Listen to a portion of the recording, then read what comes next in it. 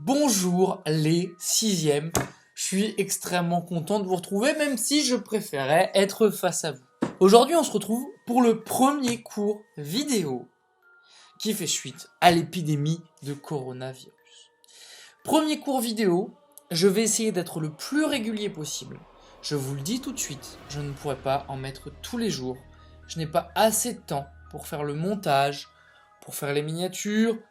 Je ne peux pas, j'ai un enfant à la maison donc je dois aussi m'en occuper de mon côté, mais je vous fais confiance pour travailler ce qu'on a déjà fait en cours, pour continuer grâce à ces vidéos, de travailler la suite de la séquence, puisqu'on s'était arrêté en plein milieu d'une séquence, et puis pour travailler aussi grâce aux ressources numériques que vous avez, les ressources numériques que vous avez en ligne, notamment grâce au CNED, et puis les ressources que mes collègues et moi-même, nous vous mettons sur Pronote. Chaque jour. Et en français, je vous mets des fichiers sur Pronote. Continuons donc notre séquence sur les monstres et leur utilité. C'est d'ailleurs pour ça qu'il y a de la musique qui fait peur derrière. Rappelez-vous, chers sixièmes, nous avons parlé du monstre dans la littérature, du rôle du monstre dans la littérature, avec à chaque fois cette question: que nous raconte cette histoire et pourquoi existe-t-elle?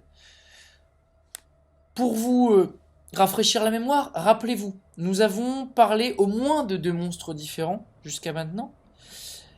Le premier, si je ne m'abuse, c'était la sorcière dans Hansel et Gretel, la sorcière dans Hansel et Gretel, qui nous disait quoi? Qui nous disait que il fallait peut-être se méfier des inconnus d'une part, c'était la première leçon que vous en avez tirée en classe, et puis une leçon plus pratique et plus rigolote sûrement, qu'il fallait éviter de manger trop de bonbons. 2 leçons données aux enfants. Nous avions aussi parlé du père Fouettard, rappelez-vous le père Fouettard. Et le père Fouettard, pourquoi les parents continuent de raconter l'histoire du père Fouettard? Est-ce que vous vous souvenez de ça? Ils continuent de raconter l'histoire du père Fouettard. Pourquoi? Eh bien, pour essayer de faire changer de comportement à leurs enfants. Rappelez-vous, tu n'es pas sage, alors le père Fouettard viendra. L'histoire du monstre existe pour rendre sages les enfants. C'était nos 2 premières séances sur le monstre. Je vous ai mis en PDF la suite de ce que nous devions travailler en classe. Et la suite de ce que nous devions travailler en classe, c'était une séance orientée sur le vocabulaire que l'on pouvait utiliser lorsque nous parlions des monstres en littérature, lorsque nous décrivions un monstre par exemple, ou lorsque nous racontions une histoire à propos d'un monstre. Je vous ai mis le PDF en fichier joint sur Pronote. Je vous fais confiance pour le télécharger, ce cours n'aura pas beaucoup d'intérêt si vous n'avez pas la feuille sous les yeux. Vous avez donc une feuille qui s'appelle la séance 4 bis, celle de vocabulaire, et qui fait suite à la séance que nous avons fait en cours, celle où nous décrivions un monstre, où nous avons décrit un dragon, et il fallait utiliser le plus de termes possible pour décrire ce dragon. Alors, je vous ai mis plusieurs mots: terreur, crainte, frayeur, panique, appréhension, horreur, trac, inquiétude, effroi, frousse, épouvante. Et la première question que l'on aurait dû se poser en cours, mais qu'on va se poser ici ensemble et que vous allez vous poser chez vous, je vous demande, question A, tous ces mots expriment différents sentiments, et ces sentiments sont des sentiments de... Et là, je vous laisse 3 points de suspension. Alors, je vous laisse, à vous, un moment, derrière votre écran, pour prendre une pause. D'ailleurs, je me mets en pause. 10, 9, 8, 7, 6, 5, 4, 3, 2, 1, 0. De peur, des sentiments qui sont liés à la peur, d'accord? C'est le champ lexical de la peur qui est traité ici. Alors je vous demandais ensuite, et vous pouvez continuer de travailler avec moi, de classer ces termes dans un tableau à 2 entrées. Vous avez le tableau sous les yeux, vous voyez, colonne de gauche, tout ce qui concerne la peur intense, colonne de droite, tout ce qui concerne la peur modérée. Je vais vous demander de prendre 3 minutes, 5 minutes, pas plus, pour classer tous ces mots qui sont en gras en haut de la feuille, les classer dans ces 2 colonnes, me faire une liste, faites-la au crayon. Je ne vais pas la corriger sur la vidéo, je vais vous mettre en lien, d'accord, le PDF avec la correction. ça serait peut-être un peu rébarbatif de m'entendre classer ces mots à l'oral. Donc vous avez aussi le PDF avec la correction qui vient sur Pronote aussi. Je vous laisse quelques instants pour les classer. Je vous donne encore 2-3 minutes et je me fiche. 10, 9, 8, 7, 6, 5, 4, 3, 2, 1, 0. Vous mettez sur pause, surtout vous n'hésitez pas à mettre sur pause si c'est trop rapide pour vous. Enfin c'est trop rapide pour vous de toute façon, donc n'hésitez pas à mettre sur pause pour remplir la feuille. Tous vos mots sont classés, maintenant arrêtons-nous sur 4 d'entre eux. Je vous laisse suivre la fiche, vous avez 4 définitions qu'il nous faut compléter ensemble. Alors, la première définition, je suis un mot appartenant au langage familier. J'exprime un état d'inquiétude face à un danger réel ou imaginé. Suis-je l'effroi? Suis-je la frousse? Suis-je la crainte? Suis-je autre chose? Un indice, je suis un de ces autres mots. Je vous laisse quelques instants pour chercher encore, je refais cette pause. 10, 9, 8, 7, 6, 5, 4, 3, 2, 1, 0.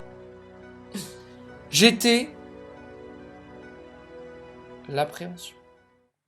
L'appréhension. L'appréhension, être inquiet face à un danger réel ou imaginé. Je ressens un sentiment d'appréhension. L'appréhension, c'est quoi? C'est peut-être qu'il va m'arriver quelque chose. Et je l'appréhende. C'est-à-dire que je suis inquiet face à ce qui peut m'arriver. D'accord? L'appréhension, par exemple, d'un contrôle. Ou plus encore, l'appréhension d'une note de contrôle qui va être rendue par le professeur. Deuxième définition. La peur violente qui envahit tout le corps et qui me paralyse. Une peur qui me terrifie. J'ai presque dit le mot. Et vous l'aurez compris, c'est là.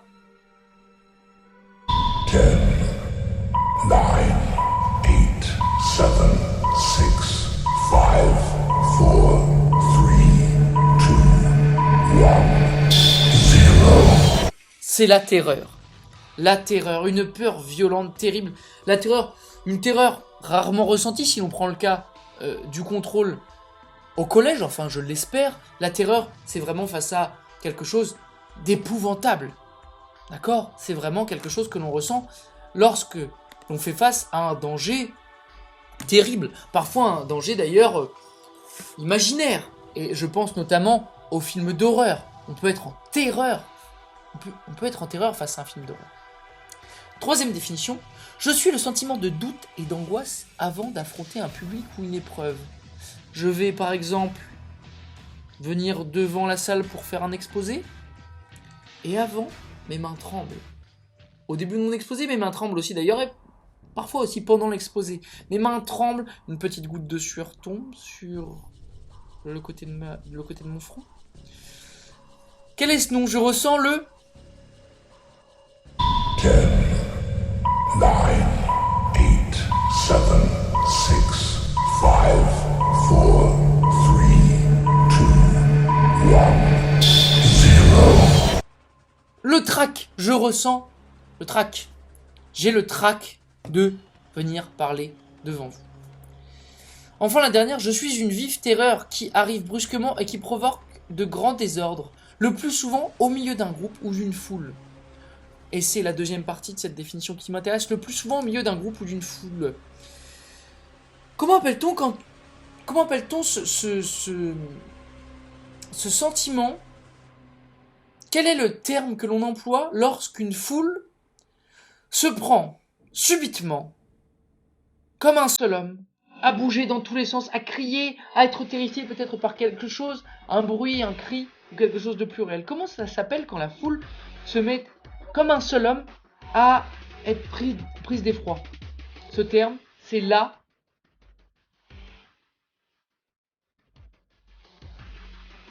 10, 9, 8, 7, 6, 5, 4, 3, 2, 1, 0. La panique. La panique. Tous ces termes, évidemment, étaient à retrouver parmi les mots en gras. Tous ces termes étaient à retrouver parmi les mots en gras Tous ces termes sont à retrouver parmi les mots en gras du début, les mots que vous avez classés. Troisième exercice de la journée, associé à chaque adjectif qualificatif de la liste 1, son synonyme dans la liste 2.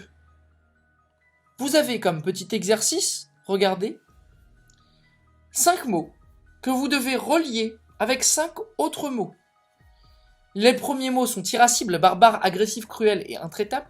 Les seconds, sauvage, implacable, sanguinaire, colérique et bagarreur. Je vous laisse faire cela chez vous et vous corriger seul grâce au PDF joint qui met la correction. Je vous indique sur la feuille, et vous pouvez le faire d'autant plus facilement chez vous qu'en cours, ou en cours parfois ça peut être difficile à 30, d'aller chercher les définitions dans le dictionnaire si vous ne connaissez pas les mots. Ces définitions qui vous seront utiles pour l'exercice final du jour.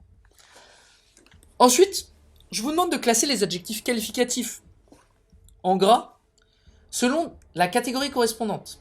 Et je vous dis attention, certains mots peuvent appartenir à plusieurs catégories. Vous avez donc une quinzaine d'adjectifs qualificatifs en gras, vous pouvez les voir sur la feuille. Ces adjectifs qualificatifs, vous devez les classer en 3 colonnes. Des adjectifs qualificatifs qui décrivent l'animalité, d'autres qui décrivent la violence, et enfin, ceux qui décrivent la laideur. La laideur d'un personnage, par exemple, il est moche, d'accord, il est difforme. La violence d'un personnage, par exemple, il est cruel, il est terrible, coléreux.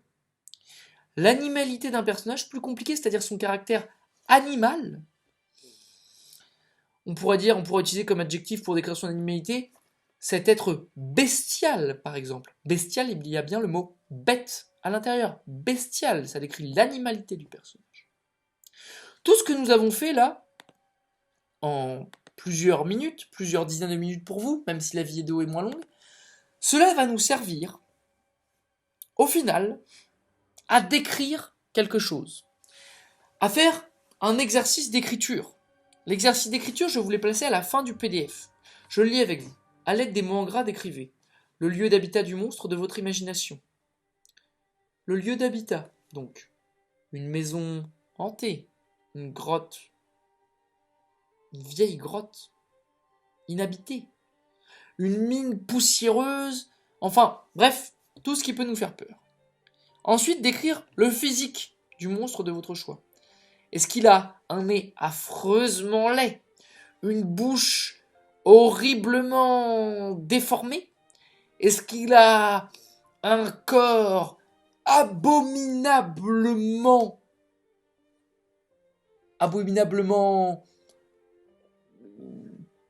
purulent? Je dis n'importe quoi, je dis les premiers mots qui me viennent, excusez-moi. Et son attitude, enfin, troisième point, est-ce qu'on pourrait dire de lui, par exemple, personne n'était plus cruel que lui? Ou alors, on pourrait dire que sa haine n'avait d'égal que sa grossièreté, par exemple. Donc vous avez 3 points. Et ces 3 points doivent être rédigés, d'accord? Et chacun de ces points doit être rédigé en 3 lignes. 3 lignes, plus 3 lignes, plus 3 lignes, cela nous fait 9 lignes. Vous avez donc 9 lignes de rédaction à faire. Et je vous note à la fin que vous pouvez adjoindre à votre écrit un petit dessin. Petit dessin que vous pouvez faire au crayon, puis le prendre en photo et me le joindre. Ou sinon, vous êtes sur un ordinateur, vous pouvez le dessiner sur un logiciel de dessin. Vous savez, il y a plein de logiciels gratuits de type Paint. Me le dessiner comme ça, avec le pinceau, et me l'adjoindre au texte, ça me fera une petite illustration. Voilà, c'est le premier cours vidéo, c'est un test. On essaie ensemble, on voit si ça marche. D'accord? On voit si ça vous convient. Je ne le fais pas plus long, c'est déjà long de regarder une vidéo YouTube de 10 minutes, et puis vous avez plus que 10 minutes de travail à faire, car moi je fais beaucoup de pauses, et vous avez des choses à remplir, d'accord, du texte à remplir.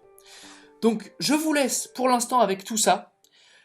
Je vous souhaite de prendre soin de vous, d'une part. Je vous souhaite de bien travailler aussi, parce que c'est un moment où il faut continuer de travailler, je vous l'avais expliqué avant qu'on se quitte.